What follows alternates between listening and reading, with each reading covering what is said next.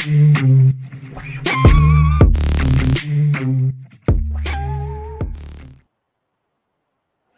was the amateur move, wasn't it? I took the thumbnail off before I clicked the intro then, so you might have just briefly seen us before we went live there. Hello and welcome back to allforunitedvids WFC. Apologies about that. Never done that before, so there we are. It's first time for everything. Well, I always get a bit worried with these match reactions. Are we going to have enough to talk about? Well, we've got plenty to discuss between the five of us over the next kind of hour or so.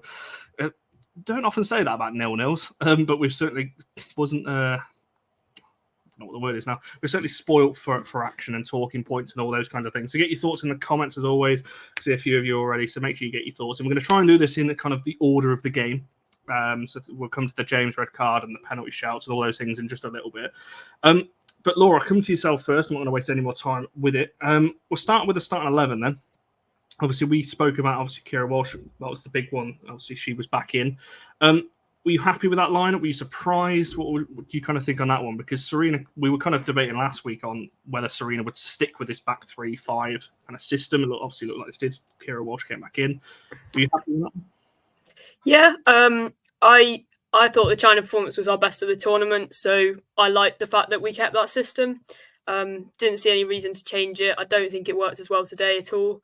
So next game will probably be the more interesting one, but today when I first saw it come out, absolutely happy with that. I was a bit shocked to see Kira Walsh starting, and I think more so when she stayed on for nearly, like, it was 118 minutes, I think it was.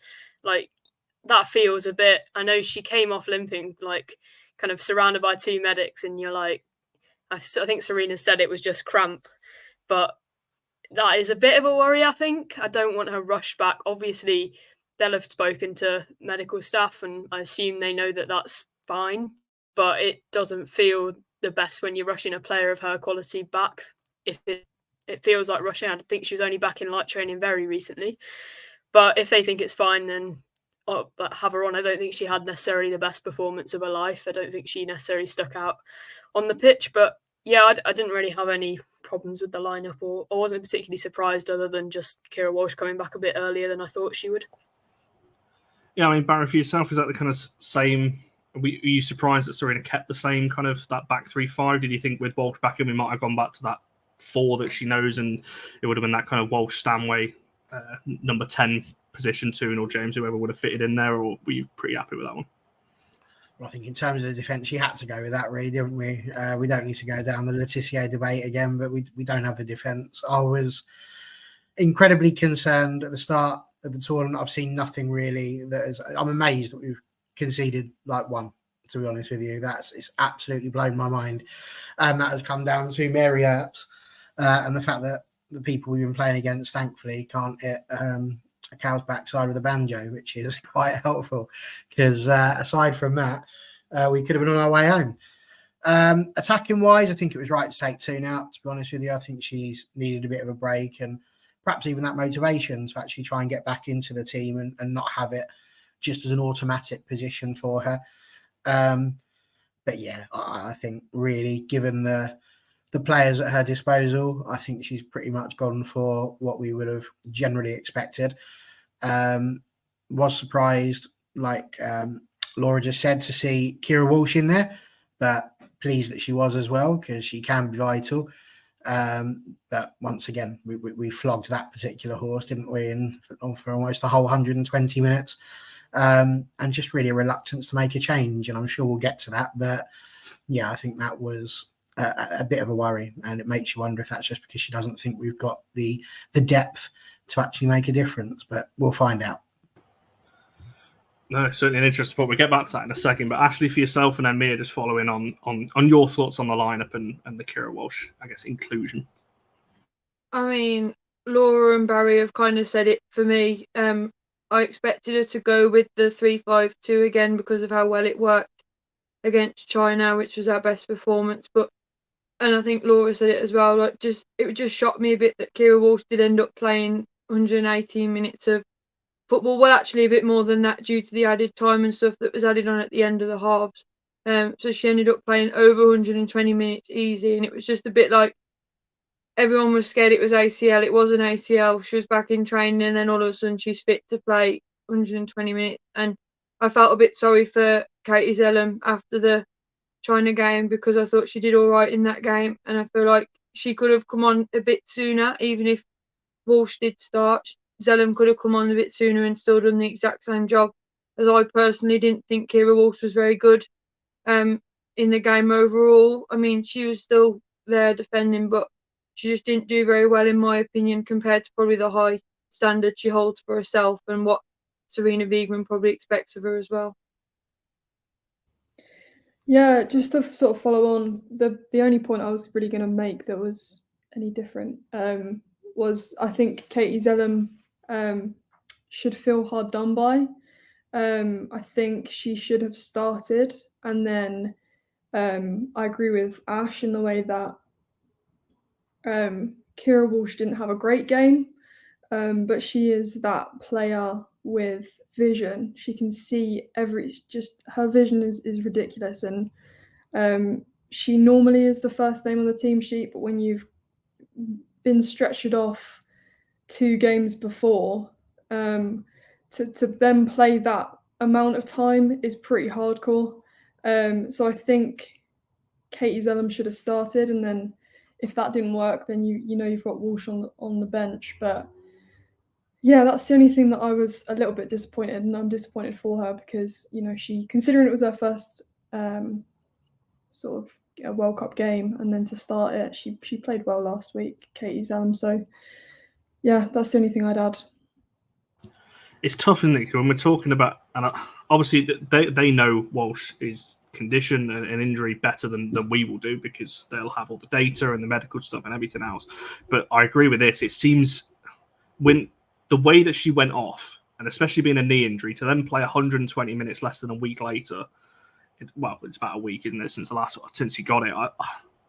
When you've got Zellum there, Jordan Nobbs as well has not had a look in yet. I feel it's a little bit.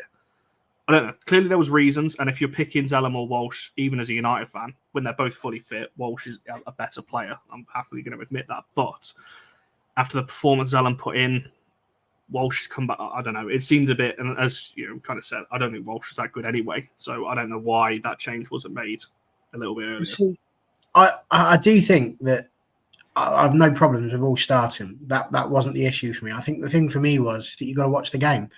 And when you look at the game, it was clear that Nigeria were sitting back as well. They were working hard on the defence. We weren't getting through. What we needed was somebody who was going to be first class with their set piece delivery. And if there's one thing that we know about Katie Zellum, it's that she's going to deliver you 99 times out of 100 a decent ball, if not an Olympico. So I find it absolutely mental that we didn't bring her on until 118 minutes. And I was panicking at that point because I'm thinking they've literally just brought her on to score a penalty. You're literally setting her up to fail. And she didn't take one of the penalties. So, listen, I don't know what people have got against Katie Zellum, but they need to stop it right now. Otherwise, I'm going to start getting angry. I got my hopes up as well. We're going to get to the penalties a bit later. But when that 5th penalty was stepping up in England, I really thought that was going to be Zellum. And I got my hopes up there. I thought, are we going to be able to tweet Katie Zellum wins it for England? But I couldn't. We'll save that for a City page. They can post that. We'll move on to the game itself. And Laura, starting with yourself, England's kind of poor start and this kind of. Not gonna lie, I missed the first kind of 20 minutes or so, and a flood of messages saying Nigeria are absolutely almost dominating enough as it hit the bar and everything else. What do you make of England's kind of first half, really, and obviously the penalty shout aside, but what do you make of it, and why do you think it is that this kind of, I guess, England's slow start is not something we've necessarily seen in recent, but pre-tournament with England? Yeah, they just seem off the pace going forward. It's not clicking for whatever reason, and they're not getting in those positions. I think this new formation, it worked really well with China because we were able to commit forward, and on the break, China weren't too dangerous, but Nigeria were getting back really well. Like, credit to Nigeria, I thought they did it incredibly well in defence. They were on our players every time we got near that box, like straight away.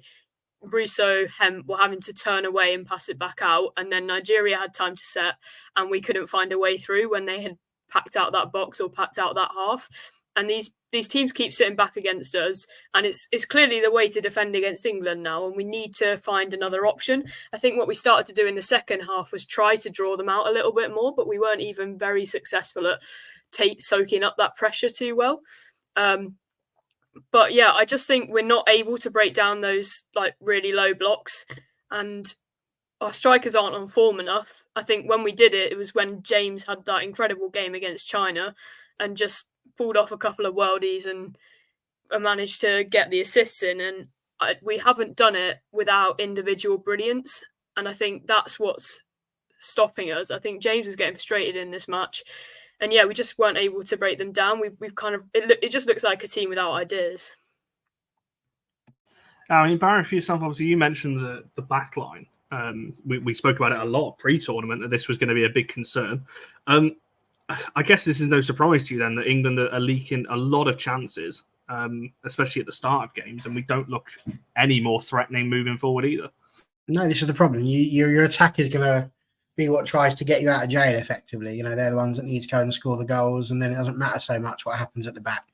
And you would have hoped that's what we were going to do, because that's what we did in the Euros. You know, we were really good at attacking. We were creating lots of good chances. Ironically, the shot count by the end of the game wasn't too dissimilar, but we weren't good enough. We just weren't good enough. And there's a million and one reasons that it could possibly be. I don't know why it is that it's not working. But I'm not even convinced that Serena really knows what her best 11 is at the moment. We shouldn't be in a position where we're missing people like Jill Scott and Ellen White really too much, because the quality that we've had coming through should be good. It almost run off United, so I'll go for it.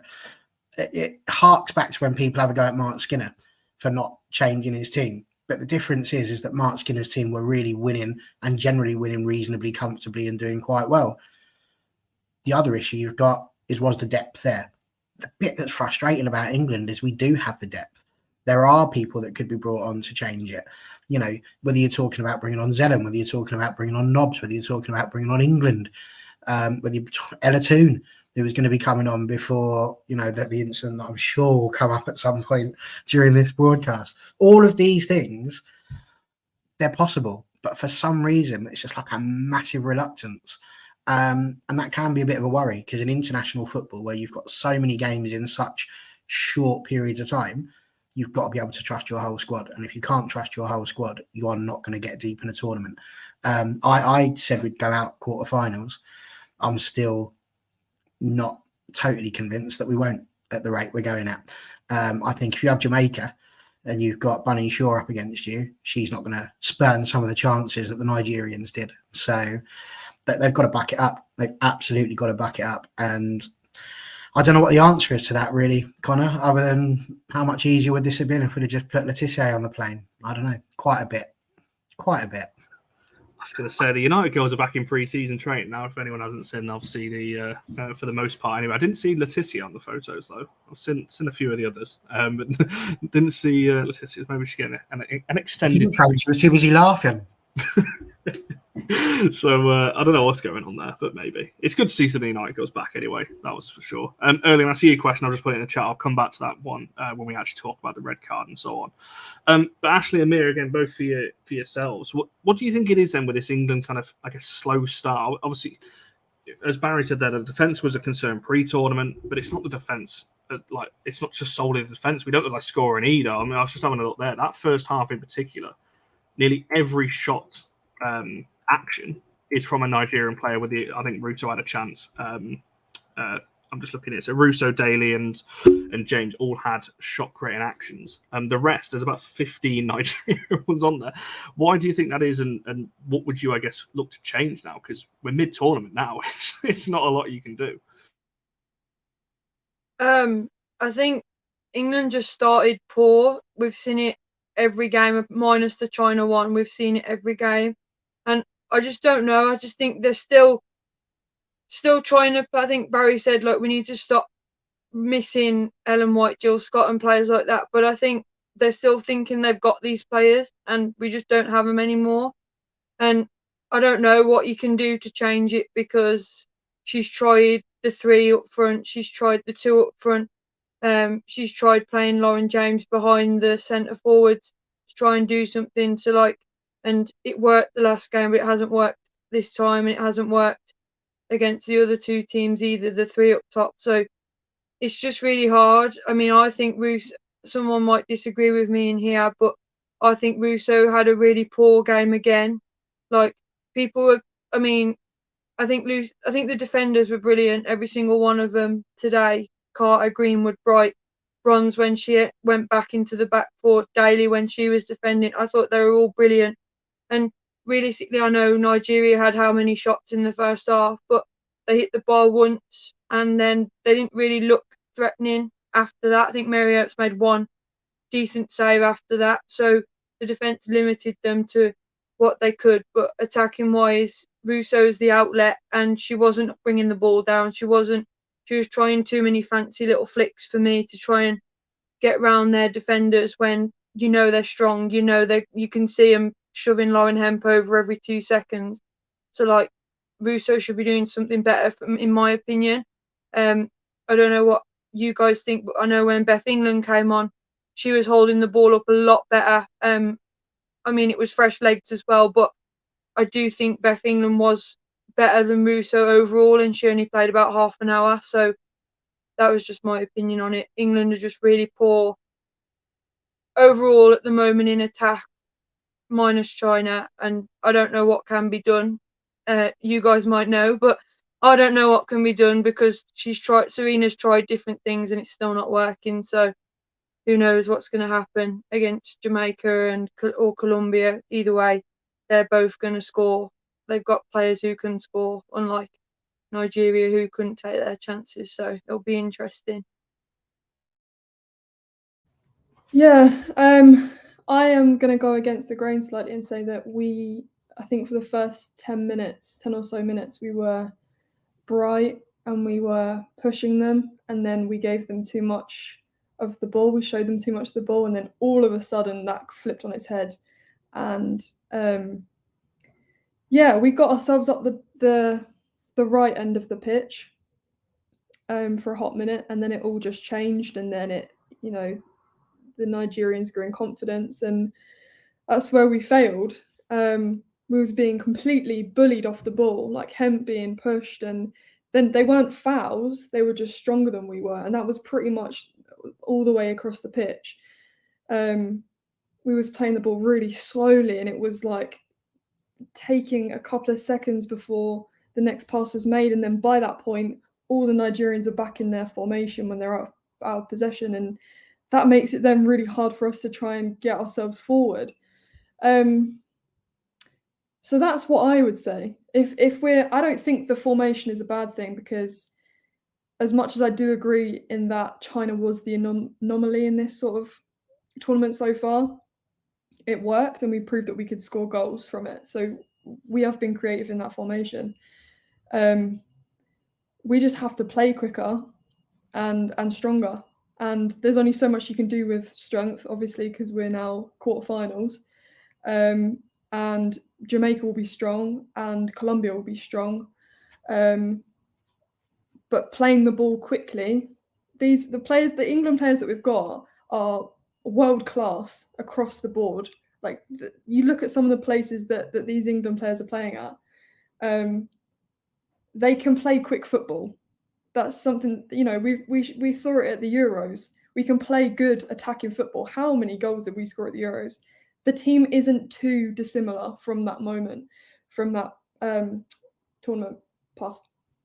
But yeah, I think quicker on the ball and just slightly stronger, and yeah, hopefully that'll do it for the next round. Fingers crossed. I just want to quickly, before we move on to the next point, just shout out Jennifer, by the way, because I went back and checked. So believe it or not, everyone, when we were doing our kind of pre-tournament predictions, Jennifer was the one person, when we did flop of the tournament, Jennifer went for the USA, which now is looking a fantastic bet. So congratulations, Jennifer. You have won the predictions for the tournament, because most people had them as winners and you had them as flop of the tournament, which at the time, if you go and watch that show back, it's the one, it's the Norway one that me, Phil, my prediction was much better. I went Brazil. I went Brazil, Germany, and USA, and that's proved really bad, hasn't it? And I went pop or curve for the golden boot. So just don't listen to anything I say on it, because it's all going wrong. But yeah, fair play to you, Jennifer. I don't think many expected that one. speaking of the attack, Laura, throw it back over to yourself. Obviously, Ashley mentioned Russo there. You see my face lighting up. But on a serious note, it is a little bit concerning, as we said. Obviously, we spoke about the China game being kind of a one-off, but for whatever reason, Russo, it doesn't seem to be clicking. But she wasn't the only one today. I thought Lauren Hemp had probably one of her worst games in an England shirt. Lauren James was clearly getting marks throughout the whole game. She could not lose her for the whole game, and obviously we saw what happened towards the end. But the whole attack as a whole, it's not just Russo, it's Hemp now. Kelly was okay at times, obviously James not just in this game alone, we've seen it throughout the tournament. So what would you, what can Serena do now going into the next game? Because there's not many options, and as we said, we're in the knockout stage now. You can't just be experimenting in one-off games now because you'll be out. Yeah, I mean that was going to be like, I was going to mention the fact that I don't think anyone did particularly well. I thought Russo looked particularly bad, but I think why she looked worse was because her style of play is such that it made her look worse in the sense that Lauren Hemp looked slightly better than Russo because she ran for a bit more, but she ran into the corners, which is where Nigeria was letting her run. And she has the pace, but Nigeria are catching up and shadowing her really well and making her turn back out of there or tackling her as soon as she cut inside. Russo cut inside earlier and had it tackled off her earlier. So, she looked worse. I'm not saying she had a good game. I'm not going to argue that. I don't think any of them did. I thought every time one of them tried to cut inside or tried to go anywhere dangerous, Nigeria were making some excellent tackles and they were all just kept back and weren't allowed the space that they wanted. And I think we need an answer to that. I think we need to kind of assess and think, right, like, we're not going to be given the space. People have sussed the way we play and we need space to turn. And we're not getting that space anymore. And I think where Russo looked fine was when she received the ball and dropped it back out straight away. And then you started to create space because then it was often back into Walsh or back into Stanway and it was pinged across to the right or the left, depending on what side it was already on. And it looked like that was where Bronze had space. And Nigeria did really well to get across. But if you can make advantage of that space to start off with, if Bronze can take on that one defender rather than the three that they had on the other side, I think that's probably where we're going to find more options. But I think bring on the subs earlier. Like, I was screaming for England to come on, even as an Arsenal fan. Just like she did look better. I don't think it was necessarily because she was like miles better, but Nigeria were clearly flagging because it was a tough, long game, and fresh legs are always going to provide something else, something different. But I think it comes back to what we said at the start of the tournament. We had those three, 4 subs up front in the Euros, and we just don't have that depth on the bench anymore. You've got Katie Robinson there instead of like Chloe Kelly that you had at the Euros, and that's not as fruitful. I don't think that's not as exciting to come on and change the game. So I just don't think we necessarily have the options. But I think it's about readjusting our tactics and kind of thinking teams have got a different idea of us now. How are we going to approach it differently? I mean, Barry, same kind of question to yourself, but also what Sport is saying here. Sometimes you have to credit the Oppo for most of the game they're nullifying England. 100%. The reason why I'm asking this question in particular is because this isn't the first time. You can go back to pre-tournament, look at Portugal, look at Australia. Like, this has been going on for a while. This isn't something new with England that all of a sudden they can't score. We said this on the Lionesses show we did pre-tournament that this could be an issue. So Barry, for yourself, what can England do? Because as we said, Serena's tried multiple things now. Obviously, the subs, again, we speak about this a lot on the this channel throughout the season, but Serena obviously left it obviously into extra time with England, and Zalem was ridiculously late, so I won't really count that one. So Kelly on for Russo pretty late on, and England in extra time. Are you surprised at that? And what would you do now? Because I said we're in knockout football now, so you can't be fully experimenting. No, we can't. But then a lot of that comes down to squad selection, who you choose. When I saw a United fan suggesting that maybe Rachel Williams should have been one of the ones that was brought, and to be honest with you, you'd be hard pressed to argue that she wouldn't have put some effort into it. Listen, it comes down to me for the defence again, and I'll keep banging that drum, but I do wonder if they're worried about it. I do wonder if they're worried, and we're just got to be thankful Nigeria created the chances, but thankfully it was like trying to roast a chicken over a candle. They were never going to be that successful, thankfully, because they couldn't hit the target, like I say. But I think we've got to just kind of either cut loose and go for it, and try and do the old United way. You know, I'm going to score 4, and if you score 5, we'll score 6, and just go for it, because the quality is there up front. I'll drop Russo. I still wouldn't start England. I know everybody is going to have a go at me here. But I would put the WSL's top goal scorer there. I would take Rachel Daly and stop absolutely miffing her about everywhere and going, oh, could you go and play goalkeeper, please? Or could you be the crossbar today, Rachel? How about we just put her right in the centre where you would put a decent top goal scorer? Could you imagine people doing this to Sam Kerr? Could you just play left back for a minute, Sam? Is that a possibility? Could you just drop back there into left? We wouldn't do it. Oh, pop over there, would you? No, they don't. And why don't they do that? Because they're not mental. So why would you? So for me, stick Rachel Daly, put her up front. I don't care if you play Hemp or Coombs. Either way, it's a Man City flop. So just throw him in there. That's not a problem. Maybe bring Tooney back into the middle, because LJ is not going to be able to do it. Chloe Kelly should be starting. Zeddemore Walsh, pick your poison, depending on how fit Walsh is feeling. Stanway next to her and just go for it. Quick football, like Mia said. You know, the quality of the sides that are in there are good, but they're not outrageously good. You know, the favourites have gone. We should be beating Colombia or Jamaica, and the way to do that is to just absolutely overload them with quality. And then when you're 6-0 up, you can bring Katie Robinson on. Nobody cares at that point. You can bring on whoever you like. Mary Earps if you want, not a problem. Give them their time. But I think that's what you need to do. You know, we've got to stop just banging the same drum. Alessia Russo, you know, she's been about as much use as a chocolate teapot, ain't she? She's really not done much at all. Buying into her own hype, unfortunately, I feel there. So, yeah, people have just got to have a bit of reality check. You know, these are European champions we're talking about, and we're playing like we're San Marino. So any danger that the girls could just be allowed to play football properly and stop worrying about the fact that Serena muffed up the defensive selections. I don't know how to follow that. I got to be honest. I'll give you that. I might come back round to you in a second, actually, with something else. But Ashley, for yourself, obviously, you brought up the attack. I mean, what would you be looking to change now? Obviously, Barry makes the point that we've got literally the WSL top scorer playing all over the place at the minute. She's playing wing back, she's played left back in a 4, she's played, you know, up top.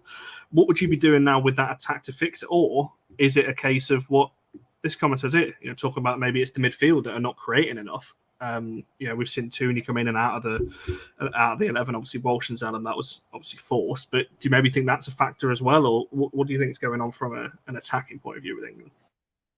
Well, I agree with what Barry said. Like, we've got the top goal scorer of WSL, and Russo actually came third behind Daly and Beth England, and yet Daly has to go left back. England can't start, and yet Russo's up there every time.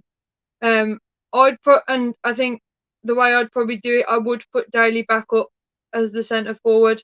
As Barry said, it's the top scorer. You wouldn't see Kerr anywhere near it, like playing in defence or anyone like that. And I think Jess Carter today proved that she can be that solid choice left back going forward. I think 1-on-1 today, she was outstanding, apart from a couple of times where she got beat with pace, but she was outstanding. They've proved that.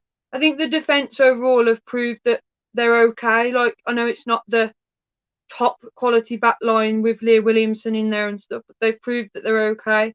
But like going forward, I think Daly should be back centre forward 1,000,000%. And I was going to go back on what Laura said about the subs. I kind of took it a different way. I do think it was weird that she didn't make any subs early on. Well, in normal time until we got into extra time, but I think that's also fair play to her. Like, she was letting the team that were going out there, she was like, you've got us in the mess, you know, we're not you go and fix it. Instead of trying to fix it with players coming on and disrupt, like, I think Pep did it for City in one of the cup finals before. He left the team out there and he was like, you know, you go and fix it, you go and win it. And I think that's what Wiegman was kind of doing until she realised when Lauren James obviously got sent off, and it was going towards penalties. It was like, you know, then that's when she needed to get them penalty takers on the pitch more so. But yeah, that's kind of my thing. But going forward, I do think Daly should definitely be back in the number 9 role. Like, she's got the number 9 shirt for a reason, so put her back in the number 9. No, it certainly makes sense. I feel for you, Laura, a little bit. You're never going to come back on here again, are you? You're going to get absolutely roasted over it, Alessia Russo, but it's all good. Like I said, Russo was poor for me, but she wasn't the only one. Hence why the player of the match poll was in the chat. There's not a single forward on there, or midfielder actually. It's the back three and the goalkeeper for that reason. It should say it all, really, shouldn't it? That should just say everything about it. The three defenders are up there. It's mad.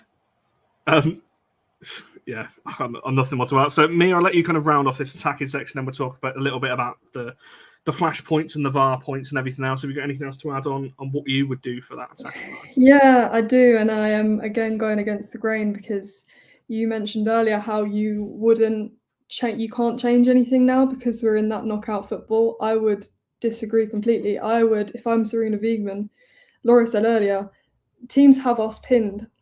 They understand how we play. They understand because Serena, similar to what Barry was saying, is like Mark Skinner in the way that she's pretty much got something set. If it works, she's not going to change it.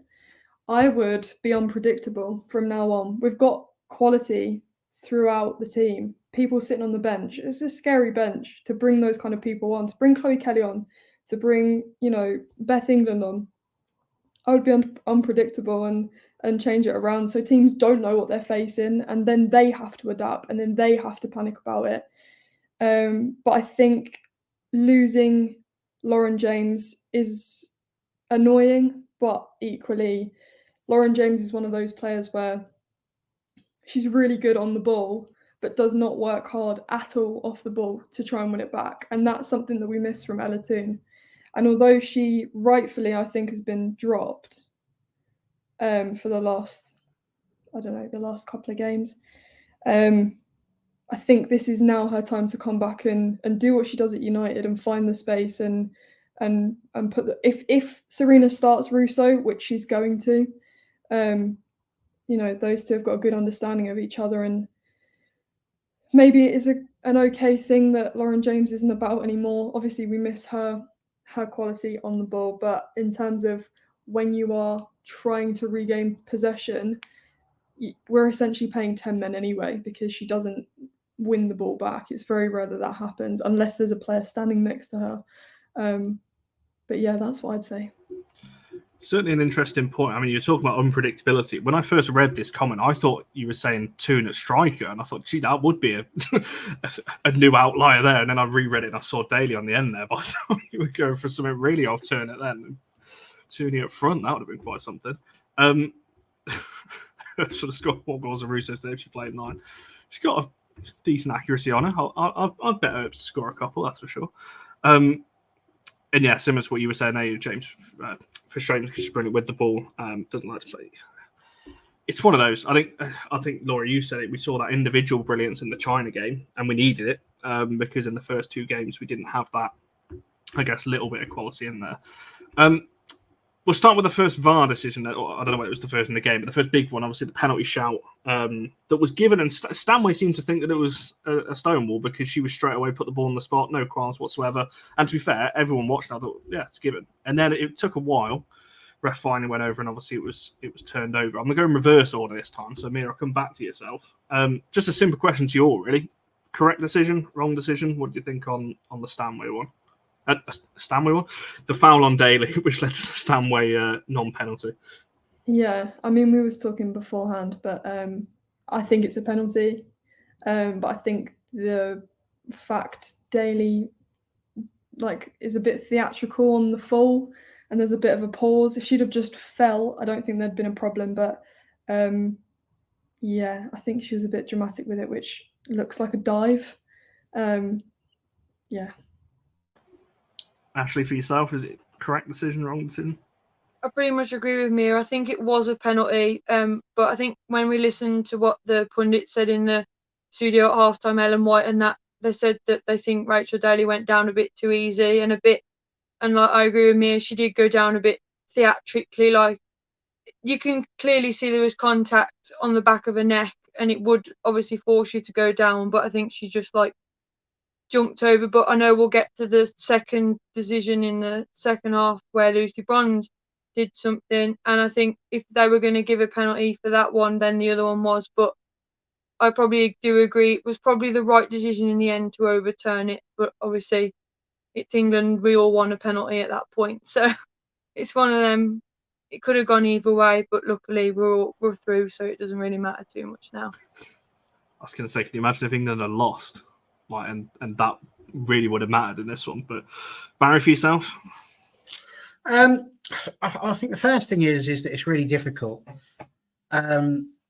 because I respect everything these fine ladies are saying here, but it's very tricky when you go over. I played football the other week, as you well know, Connor. That's right, 41-year-old fat bloke had a go at playing football. And I got one of the merest touches ever. And I'm telling you now, Connor, I went down like something out of Swan Lake. But it was a foul. The geezer got me. And it wasn't the biggest amount of contact you're ever going to get. But when you're I wish there was video footage of that. There is video footage. You can go back and watch it. It's there. All you've got to do is look for it. It's there. You've seen it. It's there. But the problem is like I said, I went down like a sack of spuds. Honestly, it was like a load of King Edwards just banging on the floor. And the problem with that is that I wasn't diving. It was just I couldn't stay up anymore. So when you go down, you go down. When you're falling over, you can't go, oh, hang on a second, let me just see if I can make this look believable. It's not how it works.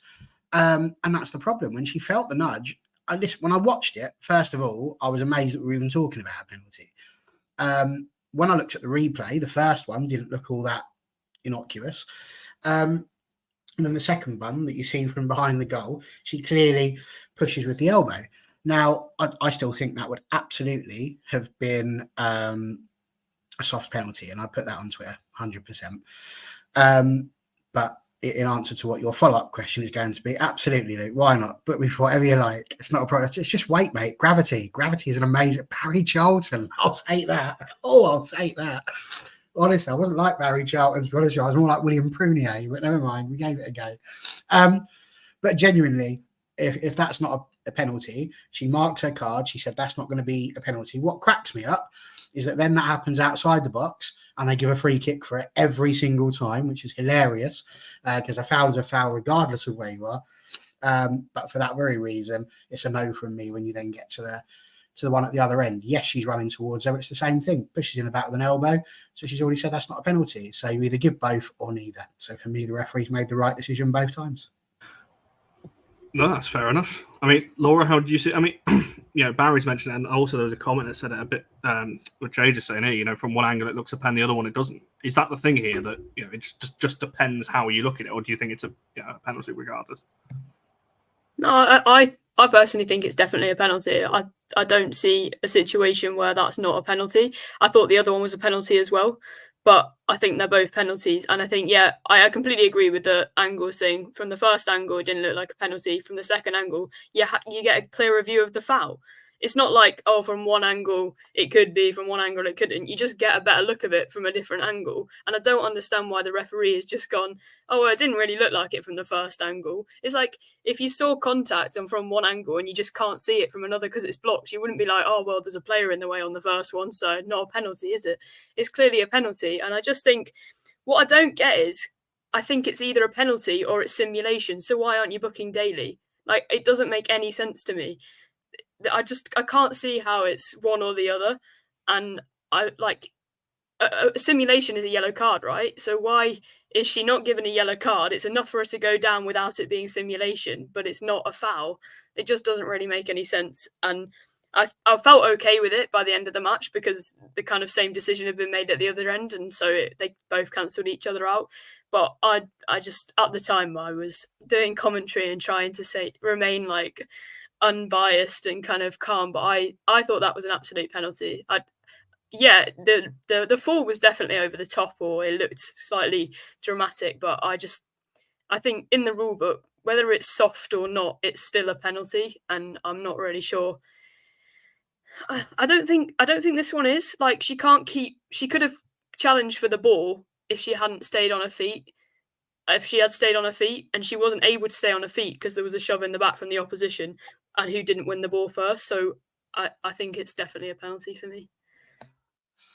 And genuinely, the important thing here is that the ref remains consistent, and she's done that. So, I think Laura's entirely correct, but that's what you want, is consistent refereeing. If she gives it one end and not the other, then it's a nightmare. She doesn't do that. So for that reason, I find it very difficult to get angry at the referees. So.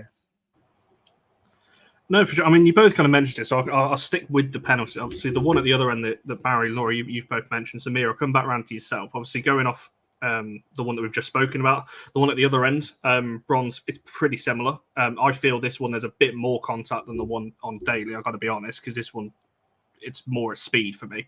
But is it right in both cases? You think they're both correct decisions, wrong decisions? What do you think on these ones? Definitely.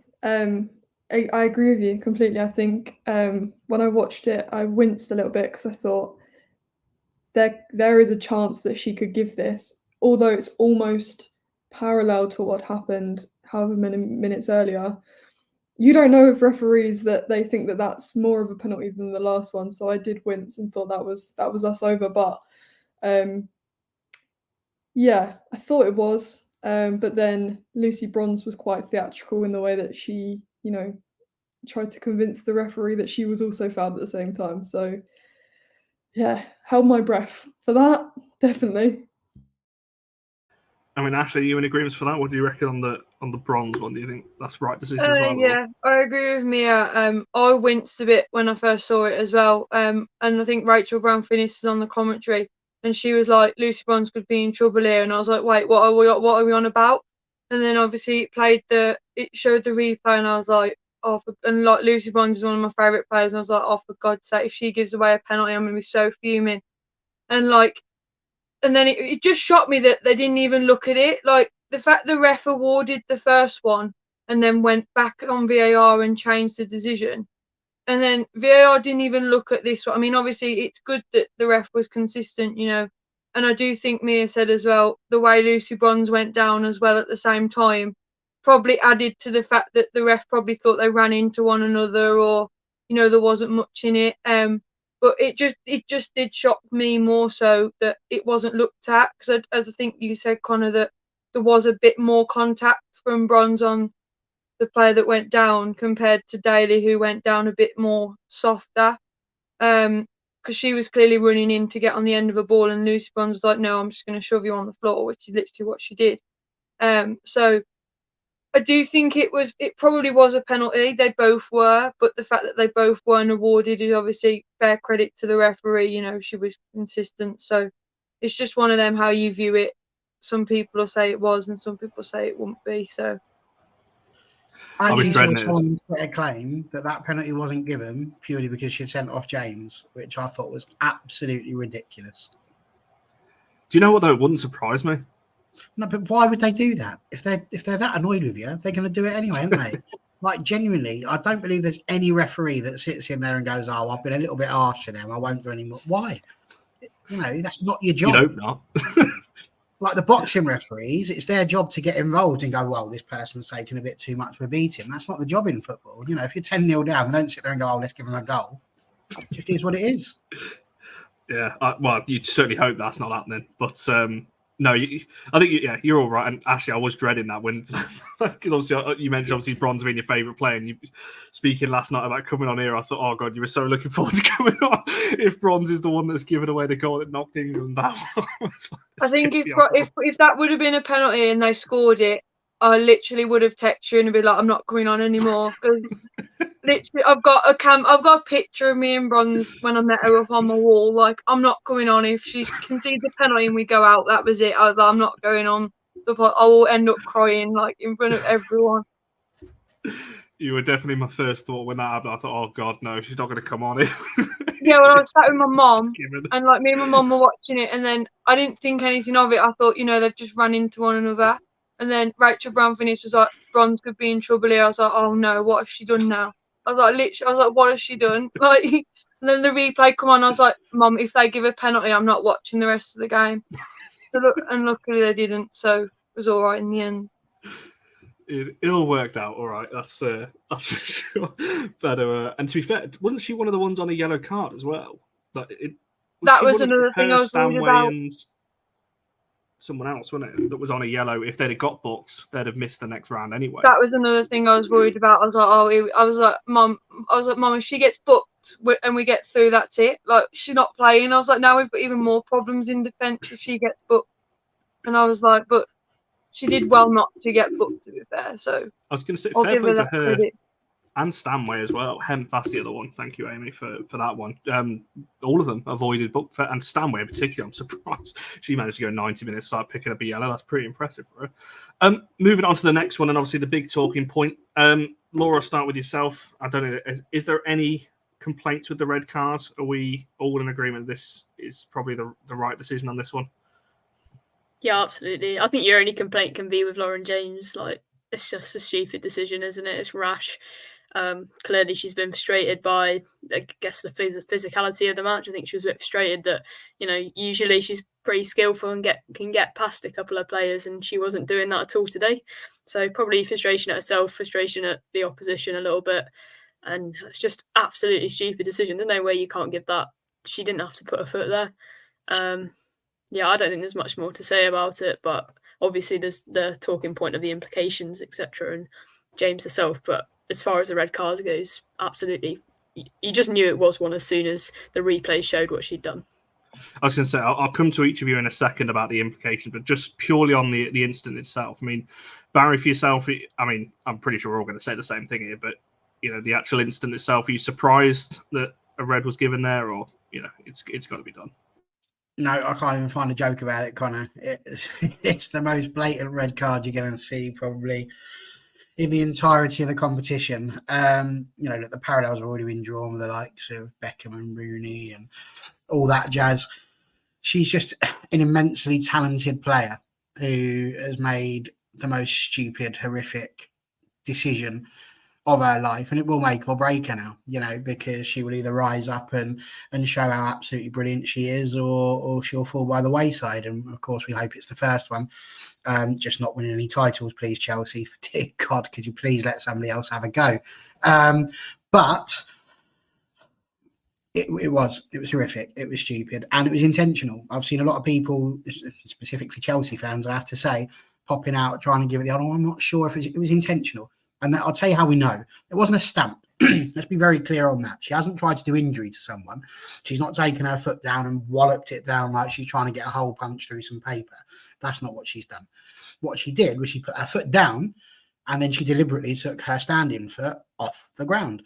So she meant to stand on her. It was a little bit of a take that.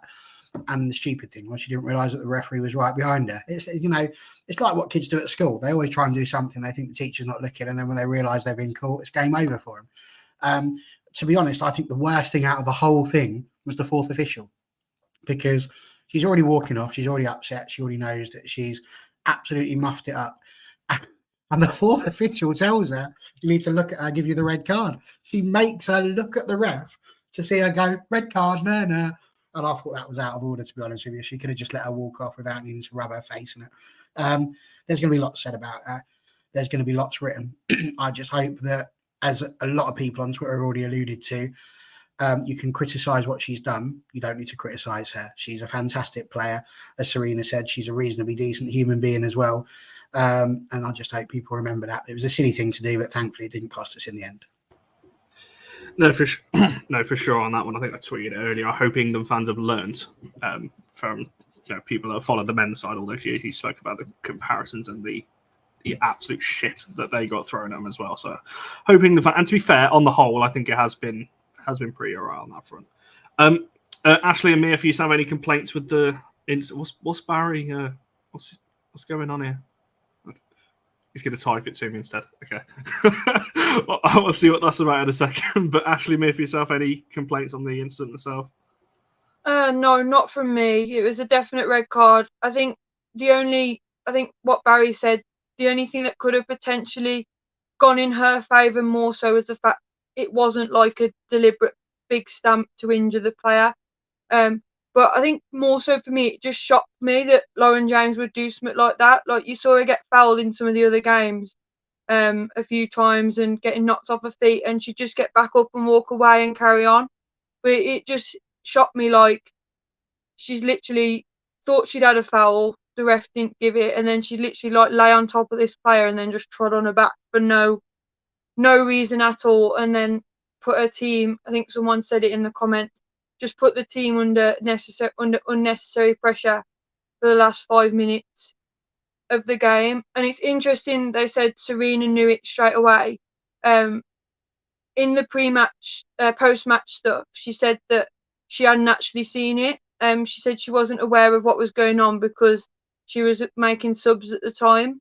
So I don't know if she did know, maybe, who knows. But for me, definite red card. Lauren James is silly to do it, but she's 21 years of age, same age as me. She'll learn from it.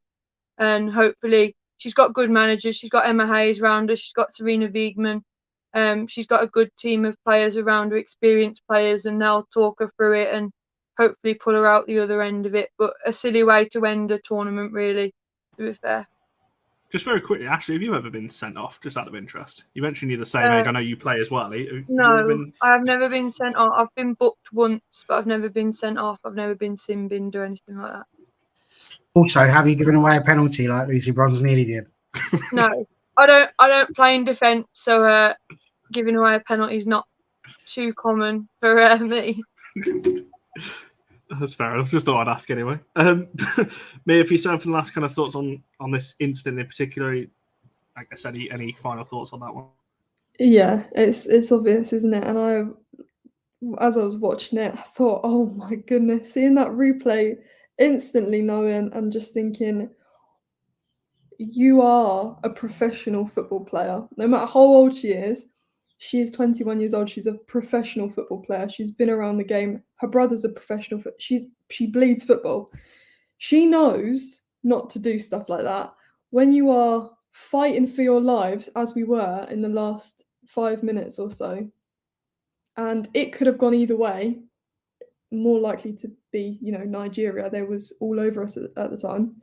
But 0-0, fighting for your lives, knowing that potentially in a couple of minutes' time you're going to be playing another 30 minutes, or your team's going to be playing another 30 minutes.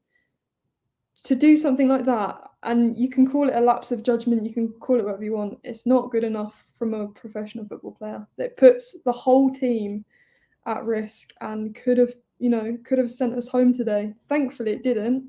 But yeah, I was screaming at the TV. But again, that's not criticism of her. That's criticism of her footballing mind at the time, and emotions run high. But I don't know. I don't think it can be excused massively. I think that's the thing, isn't it? Is, we've all kind of said, I think Laura, you said right at the start of the show, she was clearly getting frustrated in how the game was going. She could not shift any Nigerian player. They were always on it all the time. Yes, I think I agree. She's got to do better. She's got to be able to push those emotions aside, because that's what you do. But I think it's a strange one. I'm not going to have any complaints. It's definitely a red. I said that at the time. But I think these things happen. Maybe not to that extent. We've seen it. Somebody mentioned the Tooney red card against Spurs earlier. We've seen players lash out when things aren't going, their way. We've seen it a lot. I just think because this is on the world stage in a game that's so tightly balanced, as you said, obviously knockout football, and they were still 0-0 at the time. Nigeria pressing. She couldn't have the same impact as she had a few days ago against China, which we saw so well. So there's a whole number of factors, and it will just be interesting now to see whether this is going to be a 3 or a 1 or 2. I don't know, because isn't there some kind of investigation that FIFA have to do now to work out whether it was violent or not, to work out whether it's 3 or 1. So the see how that works was a bit out. different because she wasn't treading on someone. She just gave it a little push. That was handbags, hence why it was removed. So let's not try and get Tooney dragged down into this, please. However, what I was going to say is, in a way, as much as you 100% have to blame James for doing it because she made the decision, we should have made a change long before that. It wasn't working attacking wise, and had we made those changes, maybe there'd have been less frustration to deal with. So, just going to throw that out there as well. Serena's got a little bit to take on that as well, because she's bringing Tooney on. You need to give them time to do this. They're not at Hogwarts. It's not magic. They need time to get into the game. You don't have to come up with some interesting analogies and puns and all kinds of things. No point having it otherwise, would there? So talking about obviously the implication of it, I mentioned there that it could be a 1 or or it could. And as Spoy said, I can't see how it won't be a 3. If obviously it is, we know that the tournament is over. If it's only a 1, potentially should England get obviously further in the tournament, we might see her again. But Laura, for yourself, we know at the very least she's going to be out for the next one. Colombia or Jamaica, what would you be looking to do in this one now? Obviously, does Alatoon come back in for you? Does Serena change system? What would you do now? Because we changed this system really to get James in, in a kind of more, I guess, more suited to her. So for you, does Tooney come back in, or do we go for something different? What does Serena do now, do you reckon? I think Serena will put Tooney back in. I think she likes her players that have played before. And I think it depends, like, the approach she takes. I think it's, if she goes for the consistency, she'll stick with the same formation and you just see the straight swap Toon for James. And I don't know. I don't know if that will necessarily work. I think it'd be interesting to see who we get in the next round. I think Jamaica are really defensively solid, and I think if that's the case, I'd want to switch it up more because we're not scoring, and they're not going to that's not going to get any easier. I think Colombia slightly different, but yeah, if you take the approach that we need to change it up, maybe I'd take it back to the 4-2-3-1 kind of formation and put Toon back in, go a bit more attacking like Barry was talking about, and how Mia was talking about, like, changing things up, being unpredictable. I think in today's game, for me, it was actually, in some ways, it sounds really weird, but isolated to this match, I think it was a blessing in disguise, because I think we were always going to win penalties, and I think it forced us to sit back and defend and not allow Nigeria in. I think they actually got less chances once we'd gone to 10 players, because we'd kind of been forced to defend a lot more and kind of narrowed their chances to score. Whereas we were slightly more exposed, actually, when we had the 11 on, because we were going forward more. So today, I don't think it was necessarily a bad thing. I think the problem will be, she obviously adds that creativity, and even if we do then bring Toon in, like, you not get as many options off the bench. James is an amazing player to have on your bench, even. So yeah, I think I'd be looking at Nobbs coming in maybe, and you can push Stanway up, or you can have Nobbs higher up the pitch as well. I think that would be your options, but yeah, I think it'll be interesting. I don't know if I necessarily have the answers. I was going to say, I mean, Barry, for yourself, what would you be looking to do on this one? Because you say, whoever it's going to be in the next round, Colombia or Jamaica, as Laura just pointed out there, Jamaica in their group didn't concede to France or Brazil, or Panama for that matter, but obviously France and Brazil, the main two, who have got absolutely stacked forward lines. So, and those teams going into the tournament were firing. Obviously, England aren't. So, what would you be looking to do to kind of freshen up this forward line? Because we've already spoken about the Russo's performances and Hemp and so on. Now, no James as well. Would Toon come back in for you? Because it's not like Toon has been pulling up trees either. So it's a tough one, isn't it? Do I need to repeat my front six again? I can do that if you want. You fire away. Bring Tooney back in. I just think when you look at the people that you've got, I mean, Neve Charles isn't going to make a difference. That, yes, you could argue Beth England could. Moy doesn't make a difference going forward. Robinson, untested at this level. This is the danger that you've got. You bring in people that don't have the experience. Yes, they've got that youthful exuberance, but there we go. Chloe Kelly potentially in the starting lineup. Ella Toon, Laura Coombs. And I just think there's nothing there that really inspires me, if I'm honest with you, Connor, in terms of the other names. Hence why we have to go back to what we know. They're European champions, Connor. We haven't just picked them out of a lineup like it's World War II and we've just picked our favourite players sat on the train platform. That's not what happens here. So I'll say it again. Rachel Daly goes up front because she's the top goal scorer in the WSL. Hemp or Coombs can go on the left-hand side, don't care which.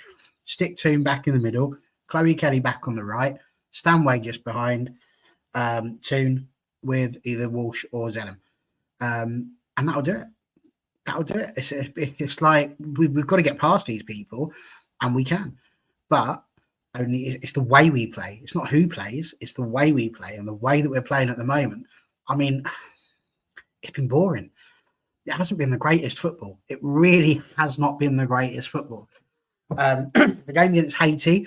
Do you remember, Connor? Just rewind 3 weeks ago where you told us that we were going to smash Haiti 10-0 and it's outrageous that these teams are in the in the competition because nobody needs to see that. And Chase did really well. She lost 1-0 to us and didn't get smashed in the other games. We've literally just scraped through the group, really. But if we're looking for some positivities, we haven't conceded, apart from one goal, which was a penalty anyway. So there is that. And we are still getting through, scraping through. It's still getting through, regardless of how you do it. It's like a cave, isn't it? At the end of the day, it doesn't matter how you get through, as long as you get through. If you get stuck, though, you're probably going to drown. So not a great idea to get stuck. And that's what Serena Wiegman needs to not do, to get stuck. Easy. You were saying about my pre-tournament predictions there, Barry. No one should be listening to me, as I said earlier, anything I said pre-tournament, because it's just not. It helps, but I haven't listened to you since 2021, so... I was going to say, you're getting a lot of love in the chat tonight as well, and I've just seen a tweet from a good friend of ours, Finley, as well, who's bigging up Ashley, Mia, and Laura, which obviously is great to see. I'm just I'll be fine. Don't worry about it. Don't worry about it. I'm fine. It's all good. I can't remember what I was going to say now. Ashley, what were we even talking about then? Who would come in? That was it. Who do you think is going to come in for James's suspension there? I'd probably definitely bring Toon back in. I think I remember Mia saying earlier about Lauren James today, like she was getting marked out of the game, fair enough. But did you actually see her bust a gut to get away from a player? No. And I do agree what Mia said. She doesn't work hard to get back the ball if she loses it. There's a few times today she tried to skill someone on and it failed, and she just literally didn't even chase the player, and she was literally about 2 yards away from her. And I think that's what Tooney provides you compared to James. Yes, Tooney hasn't had the best tournament so far, not taking anything away from that. But I think against Jamaica or Colombia, whoever it may be, they're both high tempo, they're physical. And I think Ella Toon will provide you with that little bit more tempo. And probably because she's got that relationship with Russo, hopefully they can, rekindle a bit of that Man U flair that they had together last season and try and do something back to normal. Serena obviously trusts Toon. She was rightfully dropped, but I think against Colombia or Jamaica, you're going to need that high tempo midfield. And I think Stanway, Toon and Walsh or Zellum, whoever it may be, depending on Walsh's fitness after she limped off, it should be that three, and they should dominate the midfield because of their fitness and their tempo. And Tooney will fight for the shirt. She always does. So definitely. And Mia, for the final kind of say on this one, what would you be looking to do? We know you've got some great insights, some tactical analysis for us, as your bio now suggests. So go on, Yeah, what's she going to do? I'm going to say something different again because that's just the mood I'm in, apparently. So I'm going to say, and this probably isn't the right thing to say on a United channel, but I think if we're putting Rachel Daly up front, and if we're saying that we miss Ellen White and Jill Scott, I think Nobbs needs a shout. She's been in that team for many years. She's rightfully earned her position back in the team because she moved to Villa and because she worked with Rachel Daly, and that was from January. I think it's worth a shout. Whether she does it or not is a different thing. But you've all said Toon hasn't started great. She didn't end the season for United very great either. So I think maybe that might be the one. Like, I don't know. It depends who you've got up front for me. Because if you're going to start Russo, maybe put Toon behind her. If you're going to start Daly, I would start Nobbs behind her. I think many would disagree with you, to be honest. Jennifer clearly doesn't. Kimberly doesn't as well. There's a lot of shouts for it. And to be fair, if you're going to bring her, to the tournament, yeah, may as well use her. Certainly not against that. We've seen Stanway a bit further up as well. So there we go on that one. There we go. That's not a comment I expected to bring up today, but obviously congrats actually on graduating, so that you went to the same uni as Thank you. JJ over there. That's a nice comment to end as well. Right, we'll come to kind of player of the match then. In fact, no, before I do that, there was a question I wanted to ask each of you. I said I'd come back to it. I'm not going to be able to bring it up, but I remember what it said anyway. No, Oh, there we go. There's the one. So kind of quick fire. I come to each of you on that one. Who does everyone want to play, Colombia or Jamaica? I'll start off with Laura. Yeah, I think that's a tough question. I'm interested. I mean, obviously, you're going to watch the match and not want to play the winner, right? Because you're going to want to play the team that ultimately loses. But I think, I'd take Colombia because we haven't looked like scoring. So at the moment, I think Jamaica will be tougher to break down. And I think we can probably outscore Colombia, but I don't really want to play either of them with the way this team are looking at the moment. No, that's fine. Sorry. Colombia or Jamaica? I feel like I couldn't care less. The answer to that question, as long as we beat them. I think either way they're going to be tough. Colombia are not an easy team to play against. They just literally kick you. Ireland walked off, didn't they, in their pre-season game they had with them? So they're not going to be easy. And Jamaica have got Bunny Shaw, as we all know, is quite good at scoring a few goals. So, yeah, I think for me, I don't think it really matters which one we get. Either way, it's going to be a ridiculous test. And Ashley and me, so sorry, but I should not be looking at a message that popped up on my through, so apologies. I agree with Barry. I think whoever we get, it's going to be tough. And to win the World Cup, you have to beat what's in front of you. And if England are so determined to win, which they keep saying that they are, and they're adapting, and they've got this big group of young players who are still, Chloe Kelly said it earlier, there's still more to come from this team. Well, whoever you get, you're going to have to fight and you're going to have to be better than you were today. I'd probably say overall I'd want Colombia, purely because of what Laura said. Jamaica are really hard to break down and we're not scoring many as it is, so probably more so them. But overall you have to beat what's in front of you, and England are ranked, I think they're 4th, I might be wrong, I haven't looked for a while, 4th in the tournament, probably one of if not the highest ranked side left, maybe alongside Spain. So you've got to be winning these games no matter what happens.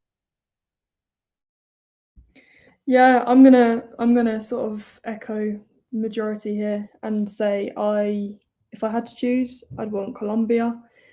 Someone said earlier that Colombia's front line are spectacular, and that's true. But our defense is the best part of our team at the minute, which is, they're not great, but they're the best part of the team. And when we're struggling for goals, trying to come up against that Jamaican defence is going to be a nightmare.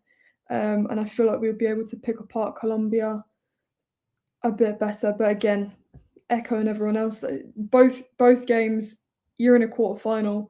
The quality of every single team so far has been through the roof. So, yeah, it's not going to be easy, but I would prefer Colombia. If they can make that happen, that would be fantastic. Thanks. I think that's the thing.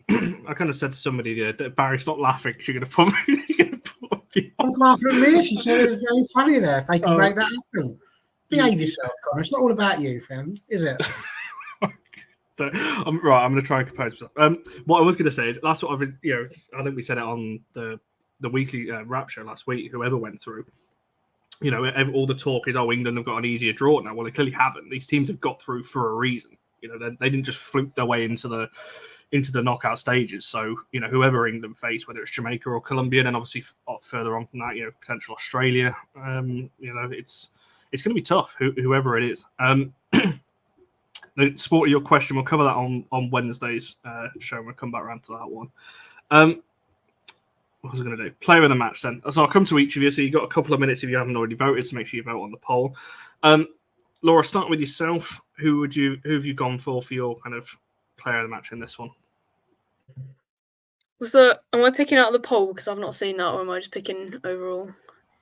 Pick whoever you want, and we'll see if they're on the poll. I think I'd have to go for a Nigeria player. I don't think I could give it to an England player. Could you do two then? Could you do an England one as well? Okay, I'll do an England one as well. I think Alozie for Nigeria. I think she had a really good. I think she was mentioned in the chat earlier. I thought she stood out to me. She started off at right back and then ended up at left mid and did a good job in both of them. For England, I think you have to pick do I just go Earps or do you just pick? I think you just have to pick a defender, right? I'd probably say like Alex Greenwood. She pretty good deliveries. I feel like Earps is going to be pretty popular on this channel. I'm going to go something different. So Greenwood. Greenwood for me. I mean, it's like you just literally stepped in and went, what's the best way to alienate every United fan possible there? Let's not go for it, but then let's pick Alex Greenwood, who left unceremoniously and ended up playing at one of our bitterest rivals. Dear me, are you that upset about what people have been writing about Russo on the side? Yes. I'm antagonising now. If you're going to hate on Russo, then this is it. It's war. There we go, chat. You've been warned. Is it me now? Or would you like someone else to have a go? Yeah, you go for it. Okay, well, my player of the match was really easy because I agreed it was Mary Earps. I had a little bit of an argument with somebody online, which is unlike me. And he was basically saying I wasn't Mary Earps. He would have gone for either Carter or some other person. I can't remember who else he said. One of the Nigerians. And I said, well, they didn't go through. So you're not allowed to have that person. And we're not going to go for Carter either, because for me, even if she only made one save, she's the reason why Nigeria didn't get through. So, this is Mary Earps. She's the best goalkeeper in the world. He put forward a player of the match. I think it was Pop or someone like that. One of the German girl who got player of the match when they were kicked out, and she had to take that selfie. So I just threw back a picture of Mary Earps holding, best goalkeeper in the world trophy, because what she is. So, yeah, for me, it's not just that, it's what she does, how she organises it. If that defence is doing well, I genuinely think a lot of that is going to come down to Mary Earps and how she is driving them, telling them where to stand, what to do. Millie Bright obviously will have quite a bit to do with that as well. But, yeah, for me, Mary Earps, 100%. So we got, who did you go for? Greenwood in the end, did you say? So we got one vote for Greenwood, one for Earps. Ashley, for yourself? Mine was Jess Carter. I'm one to slate her quite a bit. I think when Rob was on the other week, saying she got dropped and stuff because she wasn't very good in the first game and things. And I saw her at Wembley for the Finalissima, and she was really poor.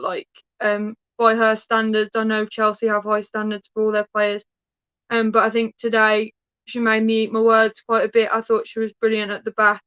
Oswala came on and tried to have a run at her a couple of times, and only for pace, she didn't get beat very much at all. I thought she was just solid. All the defenders were, I could have given it to any single one of them, or Earps herself. But I just think Jess Carter deserved it. She was absolutely outstanding, in my opinion. Now, Mia, if you say Millie Bright, everyone has gone for somebody on the poll here because we got one vote for each.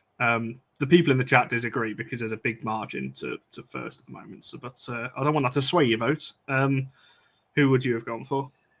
It's funny, actually, and I'm annoyed to be the deciding vote because each of those three players mentioned, I would have given it to happily. But I think for me, it's going to be Mary Earps because she exerts so much confidence. Like when she lives for those penalty situations, and whilst we're all stressing about whether we're going to go through or not, she is the coolest, calmest person on the pitch, and she stands in that goal and knows exactly like this is her moment, and she lives for it. And when she makes those big saves, it's her. Like everyone knows it's her, and as Barry said, she's the best goalkeeper in the world, confirmed. She's got a trophy for it. And I think her leadership on the pitch, she gives us so much than just a couple of, good saves. So that for me, and I think she's been our best player the whole tournament. So she's kept us in it. So yeah, Mary Earps, I'm saying. That's fair enough. We've gone with the chat consensus because Mary Earps has won it with 48% Carter on 28, just behind her. Greenwood on 22, and not a vote for Bright, which is fine. Is what it is. but I would have made it difficult because I'm glad that I'm just going to let the four of you say because I would have gone for Carter and made it a split between us. But yeah, You said there was no vote for Greenwood. No vote for Bright. Oh, for Bright, 22% vote for Greenwood. It's a shame. Which, to be fair, is what it is. Yeah, you could pick either of those, to be honest. As we said, the back line was pretty solid. I thought Carter was just excellent today. I'm not saying that any of the other two wasn't.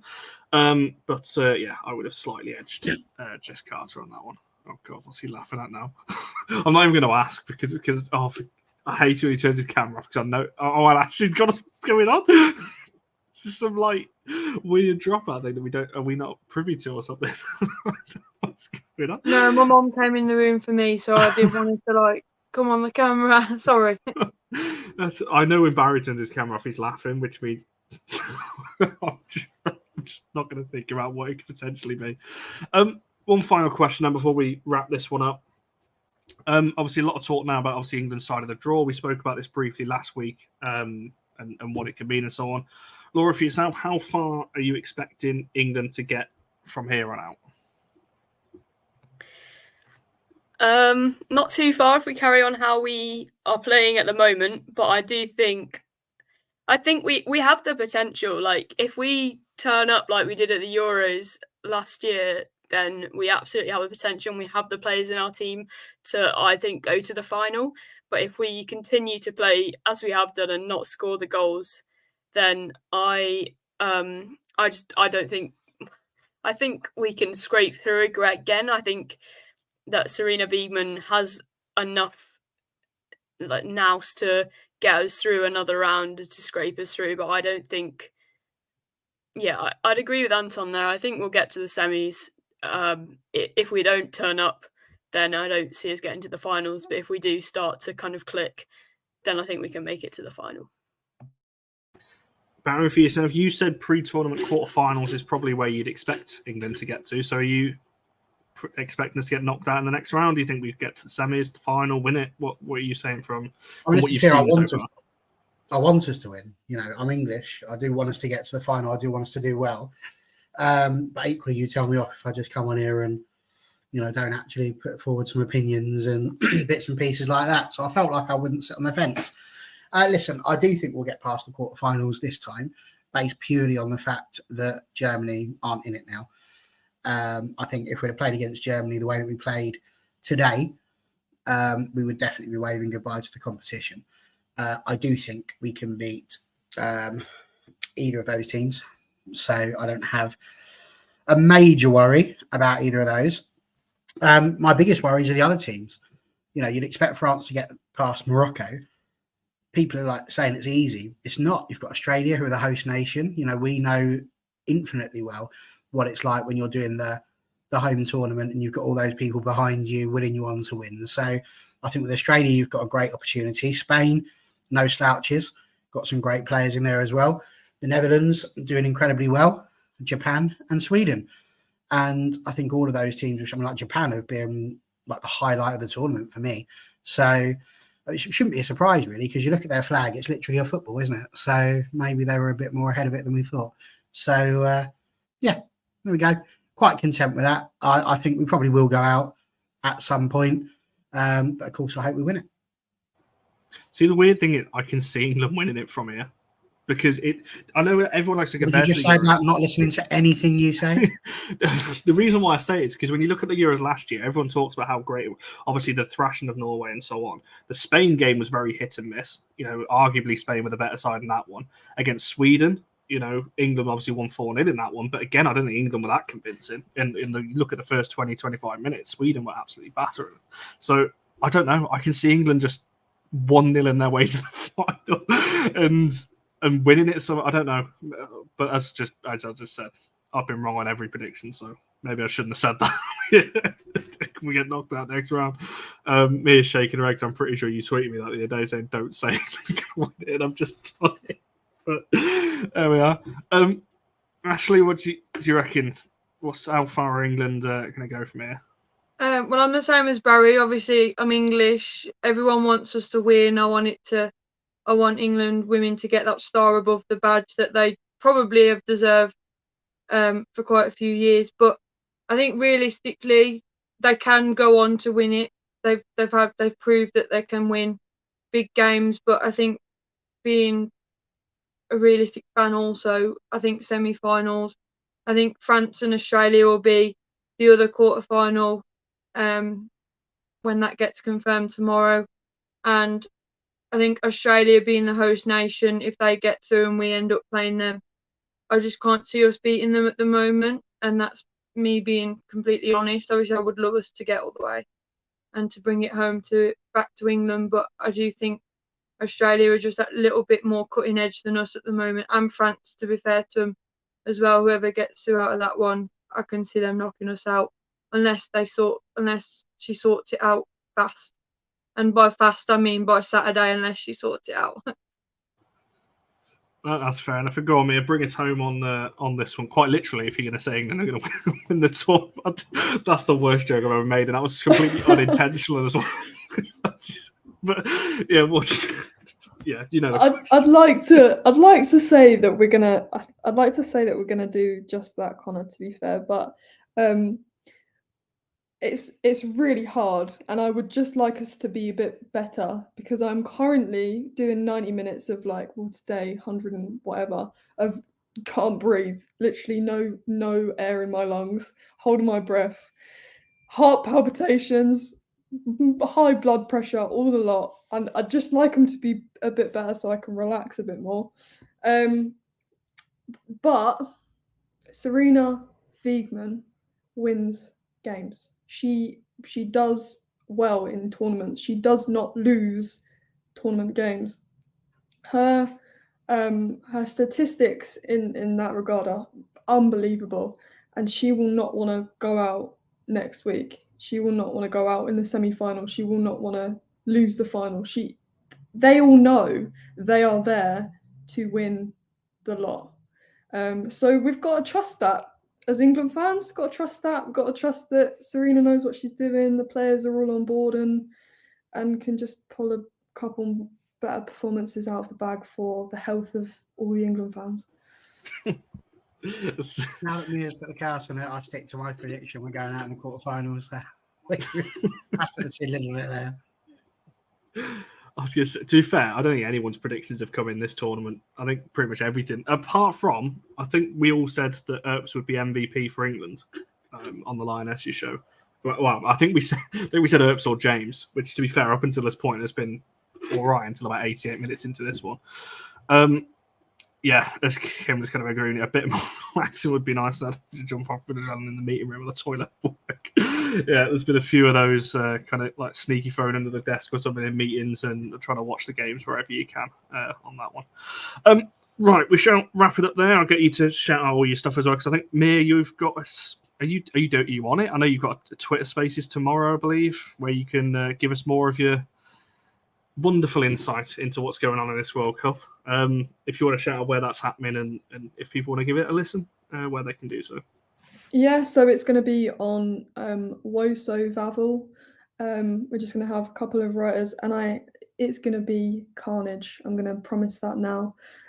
Just reviewing the round of 16 and the carnage that's been as well. So yeah, that should be good fun. So if you're around, that starts at 8 o'clock tomorrow on the Woso Vavel Twitter account, and then my Twitter account's in my name. So this was like warm up for you because this is always chaos when you come on here as well. So not just you, it's chaos whenever we do a show on here. So this was like practice for your Twitter Spaces.